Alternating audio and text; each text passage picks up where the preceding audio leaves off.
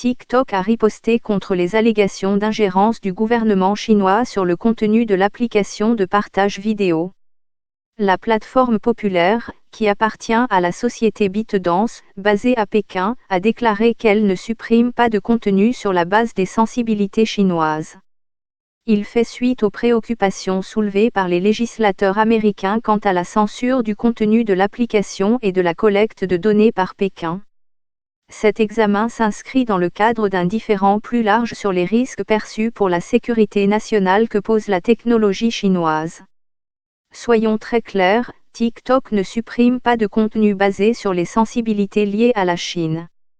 Le gouvernement chinois ne nous a jamais demandé de supprimer un contenu et nous ne le ferions pas si on nous le demandait, a déclaré la société dans un communiqué.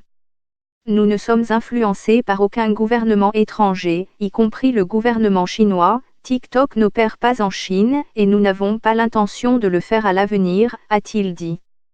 La société exploite une version similaire mais distincte de l'application en Chine, connue sous le nom de Douyin. TikTok a indiqué que toutes les données des utilisateurs américains sont stockées aux États-Unis, avec une sauvegarde à Singapour. Nos centres de données sont situés en dehors de la Chine et aucune de nos données n'est soumise à la loi chinoise. L'application de médias sociaux à croissance rapide compte environ 500 millions d'utilisateurs réguliers, bien que TikTok ne divulgue pas sa base d'utilisateurs. La plateforme connue pour ses clips d'adolescents qui s'embrassent et dansent au son de la musique permet aux gens de poster et partager des vidéos de 15 secondes. Le refoulement de TikTok intervient après que les sénateurs américains Tom Cotton et Chuck Schumer ont demandé aux responsables du renseignement d'évaluer les risques pour la sécurité nationale posés par la société et d'autres plateformes de contenu chinoises. Les sénateurs ont déclaré que leur demande a été émise au vu des préoccupations croissantes au sujet des risques pour la sécurité nationale et la cybersécurité posés par TikTok. Avec plus de 110 millions de téléchargements rien qu'aux États-Unis, TikTok est une menace potentielle de contre-espionnage que nous ne pouvons ignorer, ont-ils déclaré.